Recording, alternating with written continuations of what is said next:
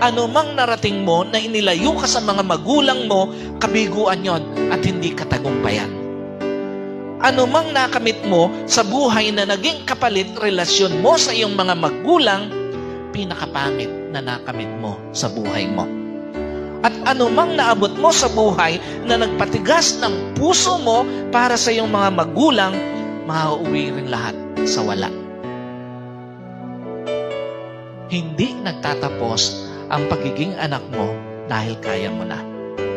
Lahat ng makakamit mo, lahat ng mararating mo, lahat ng maaabot mo na ang kapalit ay ang relasyon mo sa iyong magulang, ang kapalit, ang mabuting pakikitungo mo sa iyong magulang, mauuwi lahat sa wala. Another thing, hindi nagtatapos ang pagiging anak dahil may pamilya ka na. Tandaan niyo po, sa lahat ng mga anak, hindi ko mo nagkapamilya ka, tapos na pagiging anak mo. Sa kabila ng pagkakaroon mo ng pamilya, dapat mapanatili mo ang pagkalinga sa iyong magulang.